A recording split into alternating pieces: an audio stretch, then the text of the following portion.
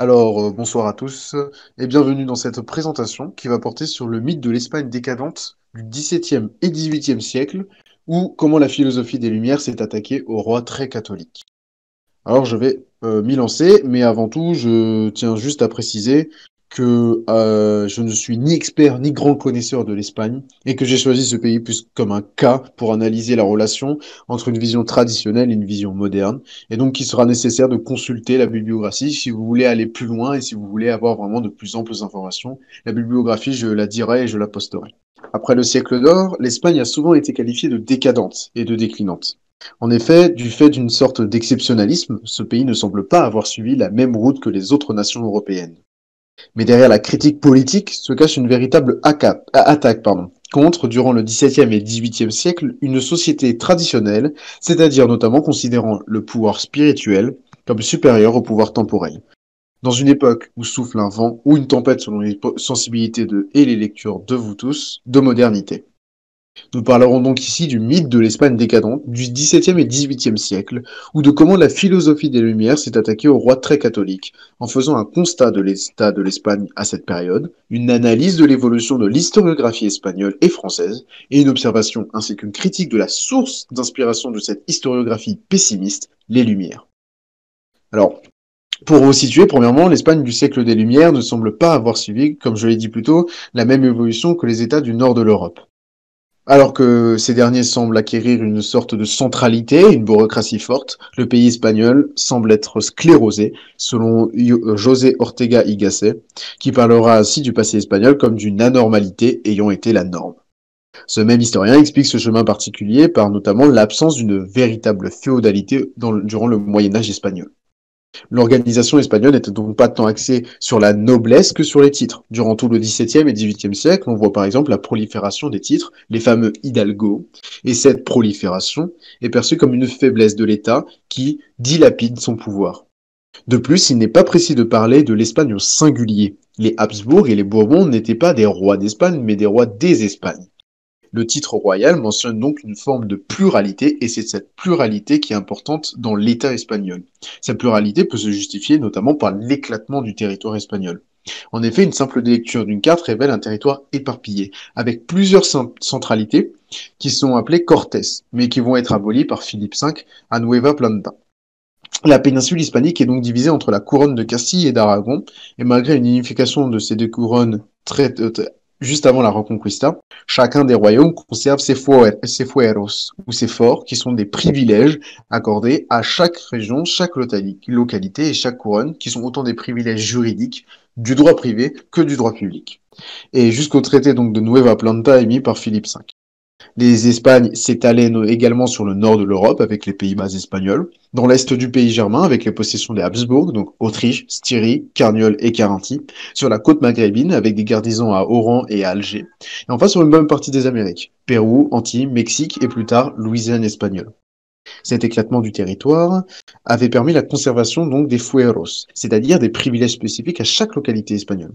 Et c'est dans ce sens que Bartolomé Clavero, donc un historien et un juriste espagnol, développe la particularité de l'organisation hispanique. Cet historien parle d'une juridiction considérant des personae fictae, donc des personnes imaginaires, comme les seigneuries par exemple. Et l'individu serait alors représenté par par ces personae fictae. Cette juridiction particulière est un peu à contre-courant de l'évolution juridique en Europe. Parce qu'en Europe, on voit plutôt la considération de l'individu seulement, sans le représenter avec des espèces de coquilles qui sont la famille, la seigneurie, etc., donc des organisations sociales.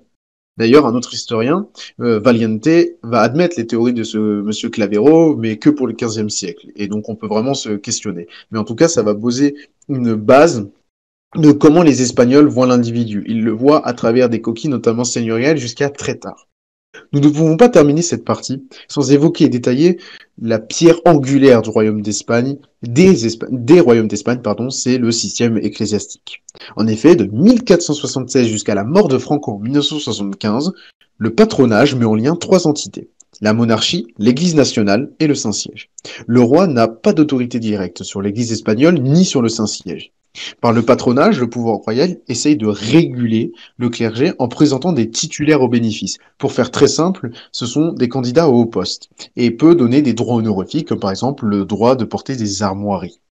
Le patronage lie le pape et le roi, mais ce patronage est vraiment complexe. Il ne faut pas rentrer dans les détails et je n'ai pas les capacités d'y rentrer, mais selon Christian Hermann, il y a vraiment une tradition anticuriale en Espagne, et le pouvoir royal essaye de réduire le pouvoir des nonces et la portée des papes. Cela ne fait pas de l'Espagne un pays non catholique, mais plutôt un pays qui souhaite rester indépendant d'un État étranger que reste l'État pontifical. Le Vatican est quand même une puissance étrangère temporelle, outre une puissance spirituelle. Et les royaumes d'Espagne restent quand même les plus catholiques et plus chrétiens en ces temps troubles des Lumières. La particularité de cette période pour l'Espagne, en termes de religieux, va émerger en 1753, lorsque Philippe V étend le patronage royal et réduit le pouvoir pontifical. Cependant, on ne peut pas parler d'une subordination du pouvoir temporel sur le pouvoir spirituel comme il s'est passé dans d'autres pays, dont la France. Le but de cette main-d'œuvre était, je cite, d'élargir l'assise géographique de recrutement, d'instaurer entre les prétendants une véritable concurrence afin que les rois et les évêques puissent constituer un clergé régulier, instruit et compétent dont l'Espagne a tant besoin. De là découle l'instauration d'un concours pour les curés, apparu dans le dossier de Palencia en 1543 et qui va donc être étendu dans tout le royaume.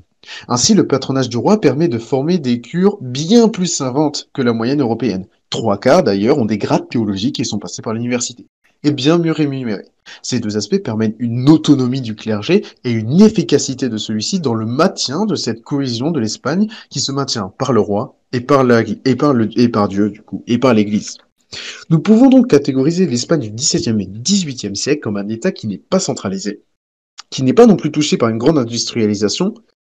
L'or des Amériques va par exemple directement, entre guillemets, dormir dans les banques du nord de l'Europe et reste donc très local et agraire. Bien sûr, avec Philippe V, et les Bourbons et déjà dès les Habsbourg, on va avoir une centralisation. L'abolition des fueros, la fusion des Cortés de Castille et d'Aragon va vraiment permettre une sorte de vraiment d'organisation, mais plus du pouvoir royal que vraiment de la nation. D'ailleurs, on ne parle pas de nation en Espagne, puisque ce concept est apparu très tardivement, et les nations sont juste liées au pédigré des personnes. Et de plus, contrairement à tous les autres pays d'Europe du XVIIe siècle, l'Église conserve une puissance incroyable et grâce à l'autonomie par le patronage, elle conserve une puissance renouvelée et qui connaît même une nouvelle vigueur, par le Concordat du coup de 1753. Mais l'historiographie espagnole et française qualifie jusqu'à très récemment avec Stradling en 1988 l'Espagne comme un pays décadent ou en déclin depuis la fin de la guerre de 30 ans, qui n'aurait pas su relever les défis de la modernité et s'adapter à son époque. Ce point de vue moral et dénigrant suit notamment un paradigme français. En effet, ce dernier prolifère une certaine idée de l'évolution politique, calquée sur le modèle français. Le propos tenu derrière ce paradigme est le suivant. Un État qui a réussi est un État-nation centralisé, qui a donc su supprimer les pouvoirs locaux et la domination de l'Église en la contrôlant. Cette vision est très différente de l'évolution de l'État espagnol. Félix Duc et Jean-Claude Lévesque parlent dans la revue de métaphysique et de morale numéro 81 de l'Espagne comme la nation qui n'existe pas. Cette expression distingue État et nation, comme cela est d'ailleurs rappelé à la fin de l'article. L'Espagne n'aurait donc jamais connu, jusqu'à très récemment, un processus de nationalisation.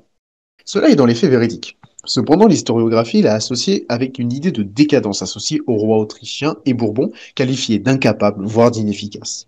Ce point de vue est cependant questionné avec la crise qu'est la Restauration, où les historiens, inspirés notamment par une vision allemande issue de Carl Schmitt, élaborent l'idée d'empire. Cette période aura eu le mérite de l'émergence d'une nouvelle vision de l'Espagne du siècle des Lumières, plus proche de la réalité et moins empreinte de pessimisme. Cet élan très idéologique et glorifiant en quelque sorte une idée d'empire éternel dans une période trouble et dans les années 1950 stoppé net avec l'approche weberienne introduite par Vicens et Baudin. Cette approche apporte une notion de bureaucratie dans l'analyse historiographique, nécessaire au développement d'un État moderne, selon eux. L'Espagne aurait limité cette révolution bureaucratique, ce qui l'aurait empêché de se développer, et je mets cela entre grosses guillemets. Depuis les années 1980 et 90, on a une nouvelle vision de l'historiographie espagnole qui émerge. Plutôt déjà, Henri Irénée Marrou critique le caractère moral du terme décadence, le jugeant trop subjectif de l'ordre de l'appréciation idéologique. Et sur cette appréciation idéologique, nous allons vraiment nous y appuyer dans la troisième partie. Et John Lynch invalide l'idée de décadence et privilégie la notion de voie différente pour l'Espagne. Les publications de Stradling, que j'ai déjà citées, réhabiliteront l'image de certains rois, comme celle de Philippe IV, qu'il nomme Rei Pasmodo, c'est-à-dire roi sidéré ou ébahi, et qui parle, ce Stradling parle d'un roi glorieux, aux multiples victoires, comme par exemple le siège de Brétain en 1624, et non d'un espèce de roi incarnant un pouvoir royal sclérosé.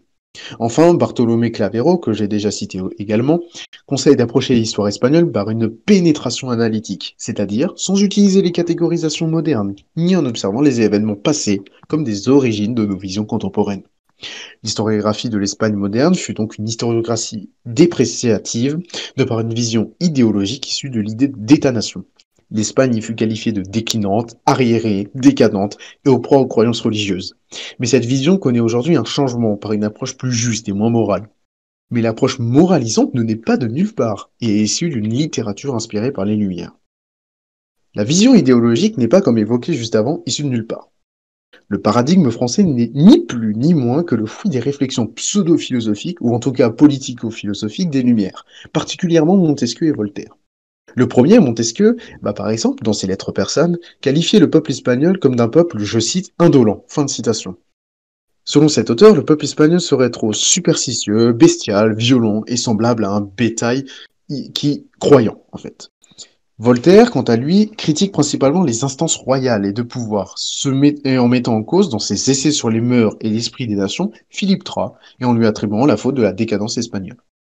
Cette vision s'inspire du courant des arbitristes, et inspire aussi le courant des arbitristes. Il y a une réciprocité, en fait. Car ce courant s'étale sur tout le XVIIe et XVIIIe siècle. Les arbitristes parlent de decadencia española, de depresión et aussi de dependencia. Ces lettrés sont des intellectuels réformistes critiquant à juste titre l'utilisation de l'or des Indes, mais critiquant également le manque de centralisation. Les arbitristes sont majoritairement des bourgeois et non des nobles, et donc des urbains. Or, les citadins développent en effet plus facilement des idées libérales bourgeoises, étant donné que le pouvoir monarchique espagnol, et enfin tout pouvoir monarchique, privilégie surtout les zones rurales, tant qu'il n'est pas absolu. Cependant, des personnages arbitristes comme Pérez de Herrera ou encore Valle de la Cerda seront écoutés attentivement par le roi, qui réunira une grande consulte del Castilla, réunissant toutes les cours d'Espagne, Cortés, et réformant l'administration et les finances. Cette littérature aura une grande influence, par ailleurs, dans l'art du XIXe siècle. L'Espagne est associée à un pays rural, pittoresque et superstitieux.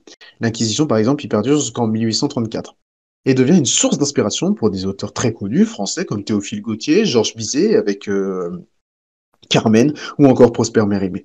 La vision des Lumières est symptomatique de leur idéologie. S'ils critiquent l'Espagne, si, comme nous devrions plutôt le dire, ils haïssent l'Espagne, c'est parce que ce pays représente l'antithèse de la modernité qu'ils apportent. Économiquement déjà, l'Espagne est bien loin du modèle anglais tant idolâtré par notre cher Montesquieu. Il n'y a pas d'industrialisation naissante, ni d'industrialisation de masse, ni d'exode urbain, d'exode rural, pardon, ce qui ne veut pas dire qu'il n'y a ni grande production, ni grande manufacture. Politiquement ensuite, la figure monarchique puissante et la prolifération des hidalgos va à l'encontre de la vision du despote éclairé de Voltaire ou de la séparation des pouvoirs et du parlementarisme de Montesquieu. Mais le point central, le bouc émissaire le plus important, c'est la religion. La religion en Espagne a une place centrale. Le conseil de croisade et d'inquisition régule encore des aspects de la société hispanique. Le concordat de 1753 voit en plus un retour en force d'un clergé éduqué, prospère et influent. Enfin, le patronage ne subordonne pas l'Église à l'État. Ce pouvoir spirituel, il conserve dans une moindre mesure son rôle supérieur au pouvoir temporel. Il est certes osé, mais juste de qualifier l'Espagne de société encore traditionnelle dans les termes guénoniens, c'est-à-dire qui notamment respecte cette hiérarchie et utilise le spirituel pour légitimer le temporel. Les Lumières, eux, qualifient la religion comme de l'obscurantisme. Le pouvoir religieux est détesté, et même dans la morale. Lorsqu'on cite Kant, on voit que la morale qui règle la société, qui normalement est une notion qui est issue de la religion, s'extire de la notion de Dieu et du bien absolu par rapport à la perfection divine. Cette vision, elle s'oppose forcément à la vision du catholicisme. Par exemple, je vais citer saint Thomas d'Aquin qui nous parle du suprêmement parfait qui coïncide avec le suprêmement être. En gros, que la bonté, c'est l'attirance vers la perfection, que le suprêmement être, c'est Dieu, et que la beauté a donc un absolu en Dieu, dans sa définition même. Cela va à l'encontre d'une vision anticléricale, je peux le dire, voire anticatholique, de la morale des Lumières, et donc ils vont l'appliquer dans leur analyse du pays espagnol. Ainsi, la philosophie des Lumières a su comment attaquer le catholicisme par le biais de l'Espagne, qui l'a représenté le mieux. Ce n'est pas tant une critique fondée sur l'incapacité d'un État à devenir une nation, comme avec des historiens, sur le paradigme français et espagnol, mais d'une véritable croisade contre les idées traditionnelles et religieuses. Croisade menée par un appel à la modernité, à l'autonomie et à la supériorité de l'homme devant Dieu, et aussi à l'inexistence du mal, mais à l'existence seule de l'obscurantisme des idées arriérées. La critique de l'Espagne par les Lumières est donc l'incarnation de cette phrase du diable parlant à Charles Baudelaire, d'un savant qui lui avait inspiré la crainte en disant Mes chers frères, n'oubliez jamais, quand vous entendrez vanter le progrès des Lumières, que la plus belle des ruses du diable est de vous persuader qu'il n'existe pas. Merci de m'avoir écouté. Je vais juste vous citer ma bibliographie et ensuite je répondrai à vos questions.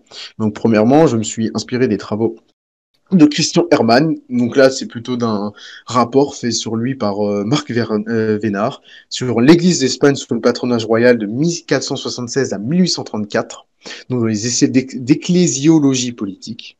Ensuite, je me suis inspiré aussi de Pablo Fernández Albaladejo. Excusez-moi pour les prononciations, hein, j'ai oublié de m'excuser avant. Les traditions nationales, historiographie de l'État de l'Espagne, dans les visions sur le développement des États européens, théorie et historiographie de l'État moderne. Ensuite, je me suis inspiré du coup du texte de Félix Duc, l'Espagne, la nation qui n'existe pas, dans les revues de métaphysique et de morale. Et enfin, j'ai utilisé grandement le texte de Les rapports de texte de Bartolomé Clavero dans son Tantas personas como estados por una antropológica guía, política de la historia europea.